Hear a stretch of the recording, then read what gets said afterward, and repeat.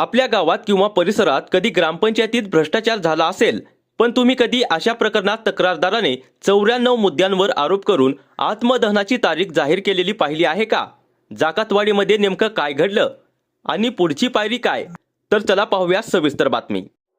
नमस्कार, आपण पाहताय न्यूज कट्टा एक्सप्रेस। चॅनलवर पहिल्यांदाच आला असाल तर चॅनलला सबस्क्राइब नक्की करा। पाहूयात आता सविस्तर बातमी।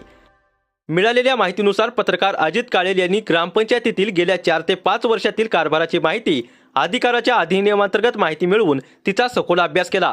या अभ्यासामध्ये तब्बल 94 मुद्द्यांमध्ये अनियमितता व गंभीर भ्रष्टाचार झाल्याचे दिसून आल्याचा दावा अजित काळेल यांनी केला आहे। या संदर्भातील सर्व कागदपत्रे व पुरावे सातारा जिल्हा परिषद मुख्य कार्यकारी अधिकारी नागराजन मॅडम यांच्याकडे सादर करण्यात आले। तक्रारीची दखल घेत सीईओ यांनी तात्काळ चौकशीचे आदेशही दिले।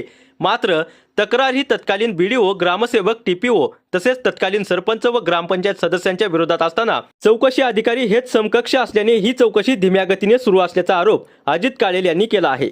दरम्यान भ्रष्टाचार प्रकरणातील आरोपी लोकप्रतिनिधी व अधिकारी मिळून चौकशी बंद पाडण्याचा प्रयत्न करीत असल्याची चर्चा गावात रंगली असून आमचं कोणी काही वाकडं करू शकत नाही अशा वल्गना संबंधितांकडून केल्या जात असल्याचा दावा करण्यात येत आहे।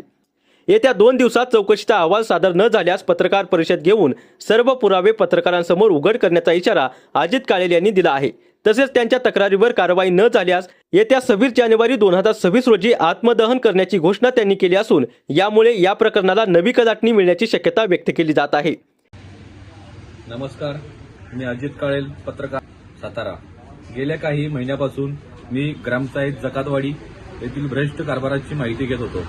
त्यामध्ये मला लाखो रुपयांचा भ्रष्टाचार झाल्याचे पुरावे सापडले आहेत। त्याची सर्व माहिती पुराव्यासहित मी जिल्हा परिषद सीओ नागराज मॅडम यांना दिली असून त्याची चौकशी अत्यंत संथ गतीने चालू आहे, माझ्या निदर्शनात आले आहे। त्यामुळे येत्या 2 दिवसात चौकशी पूर्ण कारवाई झाली नाही तर मी सर्व पुरावे समाज माध्यम व पत्रकारांच्या समोर ठेवणार आहे व 26 जानेवारी रोजी आत्मदहन करणार आहे। न्यूज कट्टा एक्सप्रेससाठी सातारा जिल्हा संपादक अजित काळेल।